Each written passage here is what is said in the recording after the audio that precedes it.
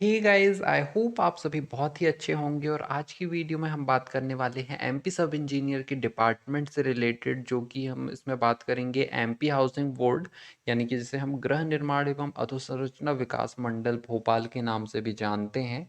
और दूसरा डिपार्टमेंट है वो है MP warehousing and logistic corporation. दोनों ही डिपार्टमेंट के बारे में हम बात करेंगे। तो चलिए फटाफट से वीडियो को शुरू करते हैं।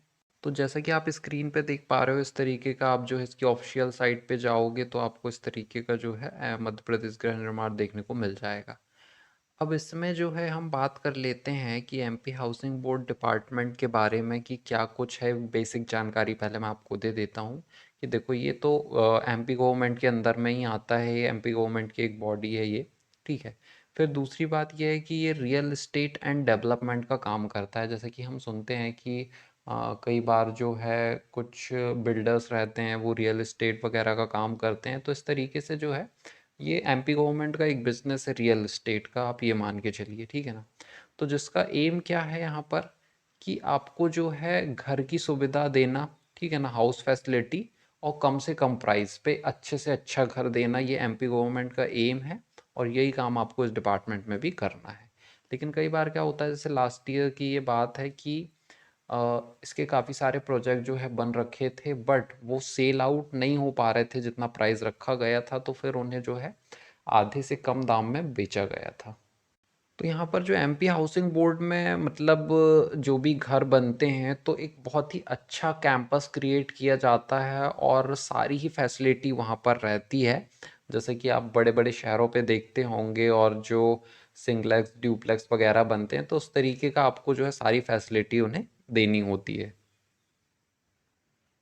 और आपने जो है अपने शहरों में भी सुना होगा कि एमपी सॉरी मतलब हाउसिंग बोर्ड कॉलोनी यहाँ है वहाँ है। तो ये मतलब उसी डिपार्टमेंट का जो वर्क होता है तो उसे हाउसिंग बोर्ड कॉलोनी कह दिया जाता है। अब बात कर लेते हैं सब इंजीनियर के वर्क के। तो देखो वहाँ पर क्या है, एरिया के हिसाब से या तो सब इंजीनियर जो है कि 3 से 4 भी हो सकते हैं, और वही 20 से 40 सब इंजीनियर भी हो सकते हैं।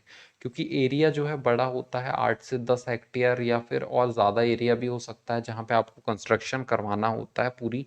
जो एक वेल डेवलप्ड कॉलोनी आपको बनानी है तो एरिया काफ़ी बड़ा होता है।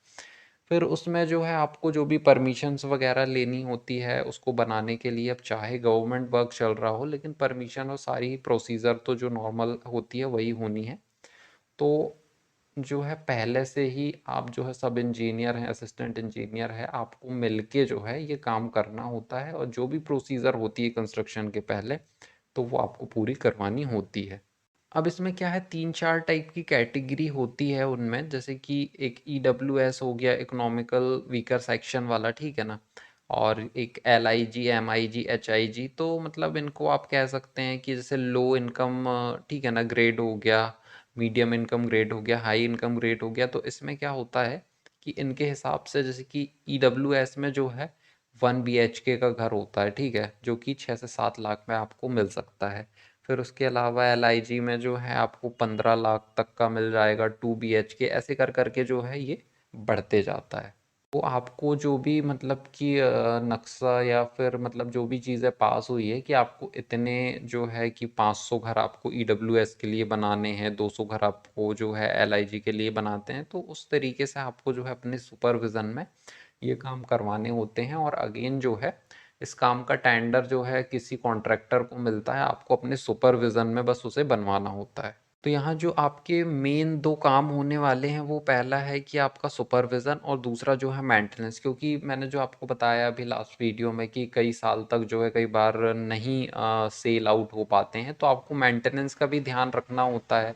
तो मेंटेनेंस भी आपको करवाना होता है। और प्लस उसमें जो है जैसे कि वाटर टैंक हो गया, जो रोड हो गई, ठीक है ना, कैंपस से बाहर निकलने की, और स्ट्रीट लाइट हो गए, गार्डन हो गई, पार्किंग हो गई, जो भी चीज़ें वहाँ पर एक अच्छे कॉलोनी में होनी चाहिए, एक अच्छे कैंपस में होनी चाहिए, तो वो सारी चीज़ों आपको जो है वहाँ पर बनवानी होती है। चाहे तो नेट पे भी देख सकते हैं कि हाउसिंग बोर्ड कॉलोनी, तो आपको वहाँ पर जो है इमेजेस मिल जाएगी। तो ये तो आपका एक प्राइमरी काम यहाँ पर रहने वाला है, ठीक है ना।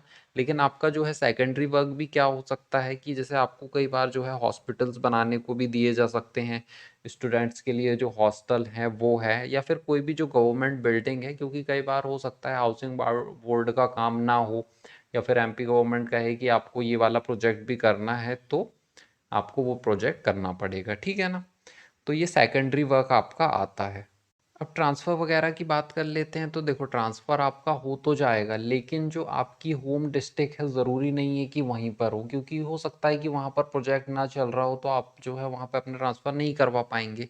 जनरली तो जैसे कि आपने सुना होगा कि ग्वालियर, भोपाल या फिर दमोह, छिंदवाड़ा, इन जगह पे जो है इनका प्रोजेक्ट चल रहा है। मतलब अभी बहुत ज़्यादा ब्रॉड एरिया में जो है ये प्रोजेक्ट नहीं चलता है, मतलब इस डिपार्टमेंट का, चाहे जो है ये डिपार्टमेंट बना दिया गया हो और हर जगह हर डिस्ट्रिक्ट में चलेगा ऐसी बात होती है, लेकिन हर जगह जो है इसका प्रोजेक्ट नहीं चलता है ड्यू टू फंडिंग या फिर जो भी और दूसरी प्रॉब्लम हो सकती हैं। मेनली तो जो है ये प्रोजेक्ट शहर पे चलते हैं, आपका जो प्राइमरी वर्क है जो मतलब कि कॉलोनी डेवलपमेंट का। लेकिन कई बार क्या होता है, आपको जो सेकेंडरी वर्क मिल जाते हैं जैसे हॉस्पिटल, हॉस्टल वगैरह, तो इसके लिए आपको फिर रूरल एरिया में भी आपका ट्रांसफ़र हो सकता है। फिर वर्क लोड के बारे में बात कर लेते हैं, तो इसमें आपको जो है सुपरविज़न तो करना ही होता है, लेकिन एरिया वाइज ये डिपेंड करता है। कई बार क्या होता है कि थोड़ा बड़ा एरिया होता है पर 3 से 4 सब इंजीनियर हैं, तो वर्कलोड आपका जो है थोड़ा सा ज़्यादा होना ऑब्वियस सी बात है। कई बार जहाँ 20-30 मतलब सब इंजीनियर हैं, लेकिन एरिया बड़ा भी है, तो मैनेज हो जाता है। तो डिपेंड करता है कि कहीं पे जो है थोड़ा सा वर्कलोड ज़्यादा हो भी सकता है, कहीं पे नहीं भी हो सकता। फिर बात कर लेते हैं पॉलिटिकल इंटरेक्शन की, तो ये बहुत ही मतलब कि कम होता है। और चाहे आप जो है बात कर रहे हैं विधायक या फिर जो भी मतलब एक पॉलिटिकल के अंदर जो भी लोग आते हैं, तो इंटरेक्शन कम होता है, कभी कभी होता है। तो जो डिपार्टमेंट ज़्यादा बड़े नहीं होते हैं, मेजर नहीं होते, तो उनको एक फ़ायदा ये होता है कि पॉलिटिकल प्रॉब्लम वगैरह उतनी ज़्यादा उन्हें फेस करने की ज़रूरत नहीं पड़ती है। फिर बात कर लेते हैं जैसे कि रहने के लिए क्वार्टर वगैरह और गाड़ी या फिर फोर व्हीलर जो भी है, तो कई बार जो है आपको मिल जाती है। मतलब नॉर्मली तो जो है नहीं मिलती है, लेकिन कई बार किसी प्रोजेक्ट के चलते आपको जो है क्वार्टर भी मिल जाता है और गाड़ी भी मिल सकती है। तो आई होप आपको जो है एमपी हाउसिंग बोर्ड का एक ओवरव्यू मिल गया होगा, और आप चाहे तो खुद से भी चेक कर सकते हैं। फिर आगे बात कर लेते हैं MP warehousing and logistic corporation के बारे में, ठीक है ना। तो ये जो एक डिपार्टमेंट है अभी जिसमें मतलब सब इंजीनियर की यहाँ पर सिलेक्शन हुआ है। तो सबसे पहले बात कर लेते हैं कि वेयर हाउस मतलब क्या होता है, ठीक है ना। तो वेयर हाउस एक तरीके से आपको पता ही होगा कि एक बिल्डिंग है जहाँ पे जो है आपको लार्ज अमाउंट में जो भी कोई भी सामान या मटेरियल है उसको आप स्टोर करके रख सकते हैं। कब तक, जब तक जो है उसकी डिलीवरी जहाँ पे करवानी है वहाँ नहीं हो जाती, तब तक आपको उसमें स्टोर करके रखना है। अब आप सभी लोगों ने कभी ना कभी तो देखा ही होगा कि इनमें जैसे जनरली आपका हो गया राइस हो गया, ठीक है ना, गेहूं वगैरह हो गया, चना हो गया, या और कोई अदर मटेरियल, ठीक है ना, फूड के अलावा कोई और अदर मटेरियल जो गवर्नमेंट की रिक्वायरमेंट है तो वो स्टोर करना है, तो उसके लिए जो है इसका यूज़ होता है। तो इसके लिए जो है आपको वेयर हाउस का कंस्ट्रक्शन करवाना पड़ता है। अब वेयर हाउस जो है ओपन वाले भी हो सकते हैं, कवर्ड वाले भी हो सकते हैं। कई बार आपने देखा होगा कि ओपन वाले में जो है ये आपका फूड वगैरह का, जैसे ये गेहूं चना ये सब हो गया, और इसे जो है ऊपर से प्लास्टिक शीट से कवर्ड कर देते हैं, तो वो ओपन वाला हो जाता है। और जहाँ पर आपने कवर्ड वाला वेयर हाउस भी देखा होगा, तो इन दोनों का ही कंस्ट्रक्शन और मेंटेनेंस दोनों आपको करवाना होता है। और उसमें ध्यान रखना होता है कि जो है अनाज में सीलन वगैरह ना हो और प्रॉपर एयर सर्कुलेशन हो, ठीक है। फिर जो है आपका सुपरविज़न रहता है, और उसमें जो है 3 से 4 सब इंजीनियर रह सकते हैं, डिपेंड करता है कि कितना बड़ा एरिया है, कितना बड़ा वेयर हाउस बनना है। फिर जब आप कंस्ट्रक्शन करवा लेते हैं, तो फिर वो जो है विपणन संघ वाले लोग होते हैं, मतलब विपणन संघ में जो सब इंजीनियर है उनकी बात नहीं कर रहा हूँ, और भी पोस्टें होती हैं, तो फिर वो लोग उसको जो है मैनेज करने लगते हैं। फिर बात कर लेते हैं वर्कलोड वगैरह की, तो वर्कलोड जो है उतना ज़्यादा नहीं होता। अगेन मैंने बताया कि जो डिपार्टमेंट थोड़े से मतलब उतने मेजर नहीं होते, तो वहाँ पे उतना ज़्यादा लोड लेने की बात नहीं है। फिर बात कर लेते हैं लोकेशन की, तो लोकेशन जनरली आपको सिटी के नियर ही मिलती है, मतलब सिटी में तो नहीं मिलती है, बट जो सिटी से लगे हुए गांव हैं या फिर जो भी एरिया है, तो वहाँ पर आपको जो है वेयर हाउस देखने को मिल जाता है। फिर बात कर लेते हैं पॉलिटिकल इंटरेक्शन की, तो पॉलिटिकल इंटरेक्शन उतना ज़्यादा नहीं होता है क्योंकि सिटी से बाहर होता है और उतना मेजर डिपार्टमेंट भी नहीं है। तो यहाँ पर आपको जो है थोड़ा सा, जैसे गांव में कंस्ट्रक्शन हो रहा है तो आपको सरपंच, सचिव, पटवारी वगैरह से जो है थोड़ा सा बातचीत, और कई बार आपको जो है डिटेल चाहिए कोई तो आप उनसे ले सकते हैं, और जो है कलेक्टर वगैरह भी जो है सुपरविज़न करने के लिए इसका आते रहते हैं।